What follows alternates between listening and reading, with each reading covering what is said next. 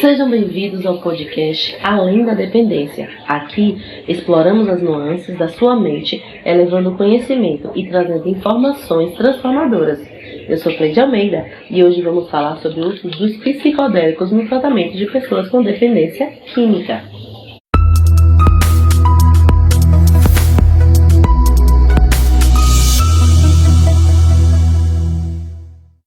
Durante as décadas de 1950 e 1960, os psicodélicos como o LSD e a psilocibina foram amplamente estudados e usados em terapias experimentais. Entretanto, devido às preocupações legais e culturais, seu uso foi proibido.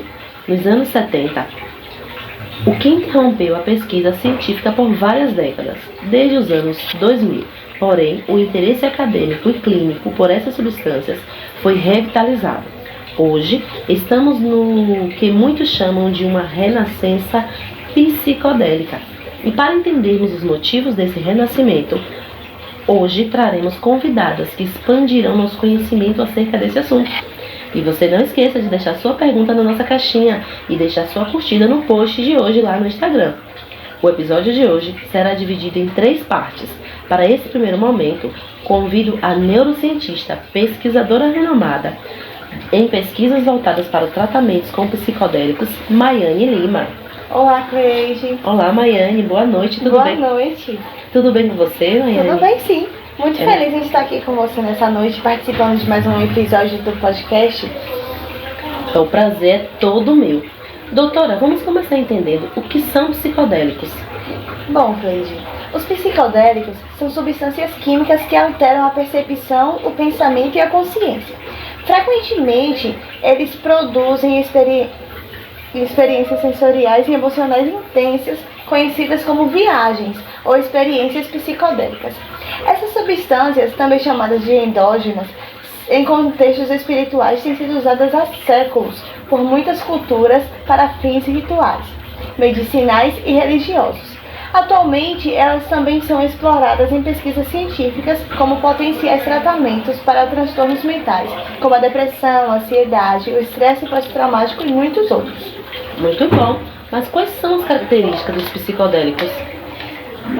Então, os psicodélicos eles vão desencadear no cérebro efeitos sensoriais e perceptivos. Ou seja, os psicodélicos geralmente causam mudanças na percepção visual, auditiva e tátil. As pessoas podem ver padrões geométricos, cores muito intensas e experimentar uma distorção do tempo e do espaço. Eles também alteram a consciência do indivíduo que faz o uso, né? Essas substâncias podem induzir estados alternados de consciência, nos quais os usuários relatam uma sensação de conexão profunda com o universo, uma dissolução do ego, que é aquela sensação de que está separado de si, insights sobre os mesmos e o mundo. Eles também provocam, assim, efeitos muito catárticos, né? Que é quando o indivíduo ele fala de sentimentos que estão ali reprimidos, que muitas vezes eles nem têm consciência de que aqueles sentimentos estão ali. Mas me diga mais detalhadamente, quais são os tipos de psicodélicos? Bom, atualmente nós lidamos com basicamente 2 tipos de psicodélicos. Nós temos os psicodélicos naturais, que são substâncias como a psilocibina, que está presente em alguns cogumelos, conhecidos como cogumelos mágicos, e também o DMT, que está presente na ayahuasca, e a mesclaína, presente no pacto peyote. Esses psicodélicos são naturais e são usados em rituais xamânicos e cerimônias espirituais. Mas em contrapartida, nós temos também os psicodélicos sintéticos, né? Que é o LSD e o MDMA, também conhecido como êxtase. Embora ele seja, assim, considerado uma droga empática com efeitos psicóticos leves. São exemplos de psicodélicos sintéticos criados em laboratórios. E aí nós temos os exemplos, né? O LSD, a psilocibina, que são os cogumelos mágicos, DMT, presente na ayahuasca, e a mesclaína, presente no peyote. Pronto, doutora. Eu gostaria de entender como os psicodélicos agem no nosso cérebro. Então, eles interagem com o receptor de serotonina, conhecido como o 5-HT2A. A maioria dos psicodélicos age principalmente ativando os receptores de serotonina, esse receptor, e tem um papel muito importante no humor e na percepção. Essa avaliação provoca mudanças na forma como as redes neurais se comunicam, e aí eles acabam facilitando a reorganização temporária das conexões cerebrais e permitindo a criação de novos padrões de pensamento, né? Obrigada, doutora, muito esclarecedor. Nada. Suas informações. Para darmos continuidade ao nosso tema, eu quero convidar a psicóloga Milena Araújo. Ela é especialista em tratamentos com psicodélicos. Olá, Cleide. É um prazer poder estar participando desse podcast, ainda mais para falar sobre um tema que é tão importante e ainda pouco comentado. Que bom, Milena. Como é que você está?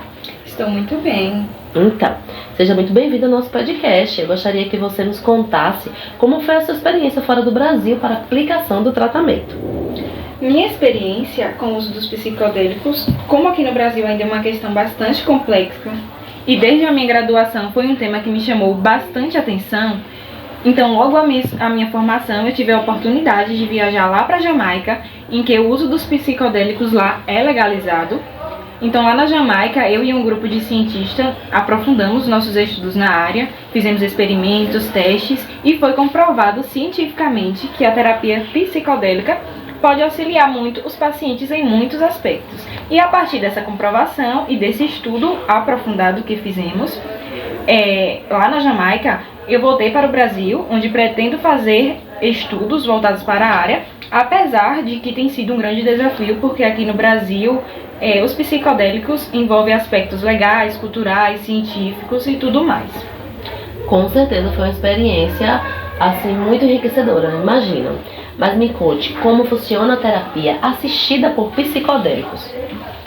A terapia com psicodélicos, ela geralmente envolve não só a administração de substâncias, mas também sessões de acompanhamento com terapeutas especializados, tanto antes quanto depois dessa experiência.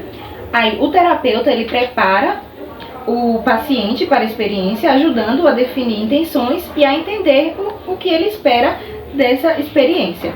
Depois da sessão psicodélica, ocorre um processo chamado de integração, onde o terapeuta ele auxilia o paciente a processar e a aplicar os insights obtidos. Legal, mas detalhadamente como funcionam essas sessões? As sessões elas são divididas em 3 etapas. A primeira etapa é a sessão de preparação, nas quais o terapeuta ele trabalha com o paciente para estabelecer intenções claras, preparar o ambiente, discutir expectativas.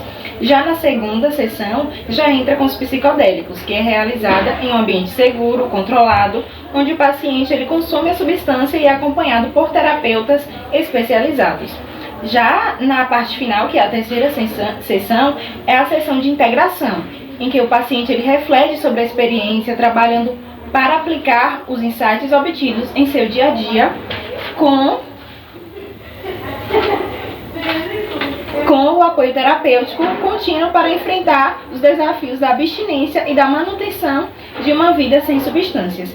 E aí, trazendo mais detalhadamente, como ocorre direitinho o processo, a terapia com psicodélico ela é feita de forma bastante controlada, de maneira bem diferente de tomar, como por exemplo, um remédio todo dia.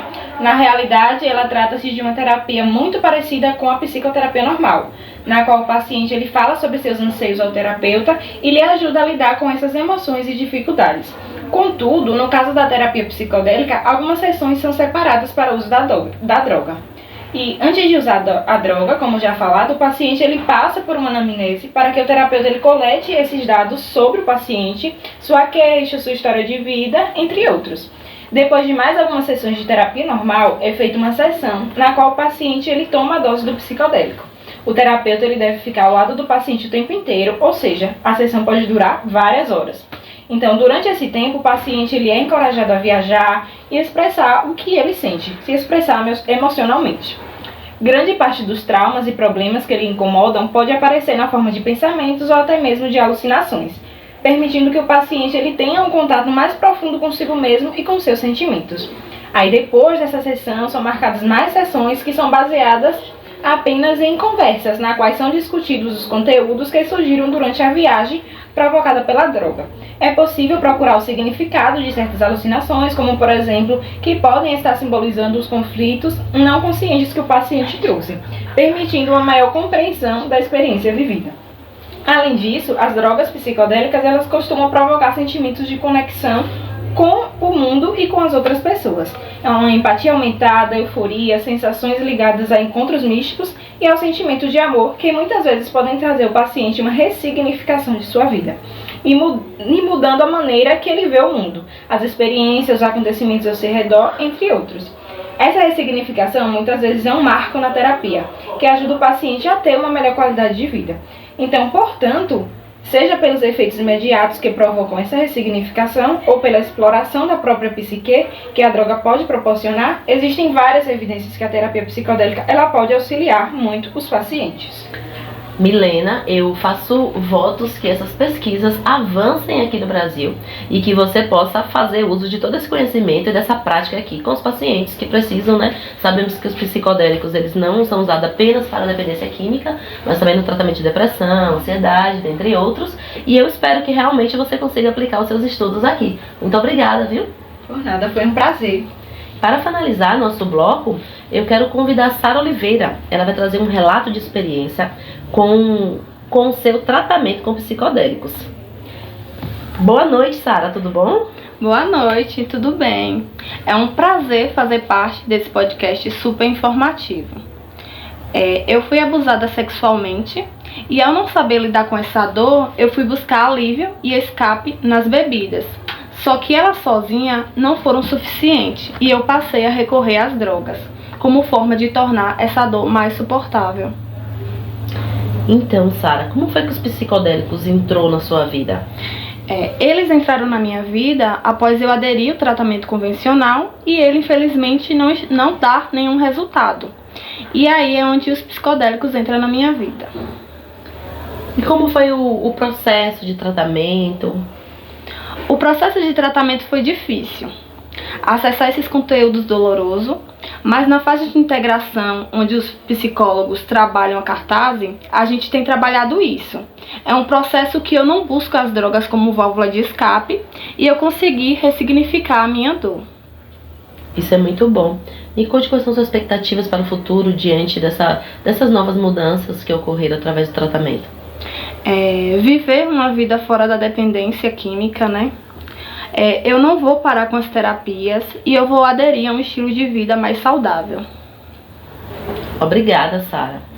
Sabemos que os psicodélicos, né, ele ainda está em estudo aqui e você acabou também participando dessa pesquisa, onde a doutora estava com a equipe dela. E eu fico muito feliz por você ter conseguido ressignificar todo esse processo de dor. A gente sabe que existem algumas situações que o indivíduo realmente não consegue acessar aquela dor e acaba buscando a dependência química, né? As dependências em drogas, bebidas. E hoje você está em outra situação, não é isso? Sim. Então, muito obrigada pela sua participação. Esse foi o podcast Além da Dependência. Eu agradeço as nossas convidadas de hoje e a você também, nossa amiga ouvinte. Você pode estar deixando seu comentário lá no nosso post do Instagram e até o próximo episódio.